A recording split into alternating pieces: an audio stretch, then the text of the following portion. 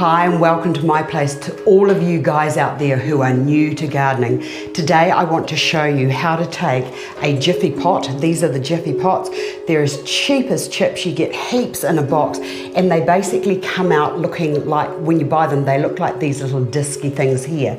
Now this disc is peat and soil, so it's got nutrients in it. The peat is sort of like a thing that's a substance that like draws and holds water. So they are perfect little vessels for growing little seeds.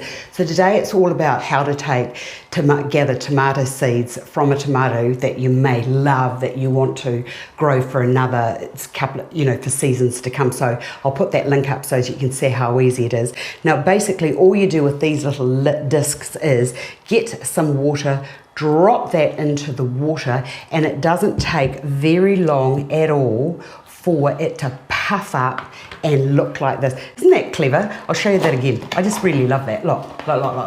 From there to there, how fantastic is that? Now you might not be able to see but at this stage, but there is a little indentation in the top of it. The bottom's flat and then in the top it's got this little indentation, and in that little hole there, what I like to do is to get a satay stick and to put a little hole into there, which is where I'm going to put my little tomato plant or seed to germinate. Now, a couple of years ago, I was doing some work with a chef and he had heritage tomatoes. And I just thought, oh my goodness, I want those seeds. So instead of those seeds going into the bin, I actually gathered them and put them onto this handy towel.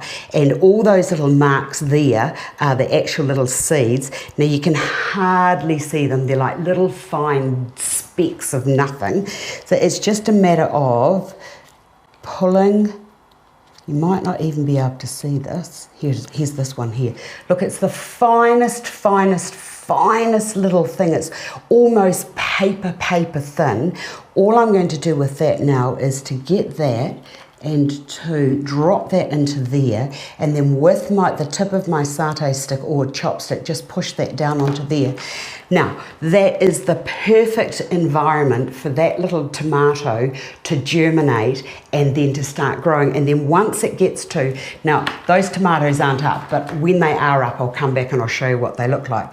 But these are some sweet peas that I did, probably about 2, maybe 3 weeks ago. Now that is just perfect and ready to go either into another pot or into the ground. So I will come back and show you what the tomato looks like and what we can do with it when it's germinated. But next time I see you, I'm going to show you how to take this, put it into a pot, and then put it into the ground as well. I want to cover as many bases as I can. Now, if there's anything that I can assist you with, or I've missed anything, or I've gone too fast, please Gmail me. That's at astarsplace@gmail.com. And for all of you guys out there who are proficient gardeners and have gardened for many, many years, if you have any valuable advice that you think we should impart onto these new growers, please follow the link down below or the Gmails, and if you can answer, I'll answer where possible, and if you can, that'd be great, because I want to get people back into gardening because it is such great fun.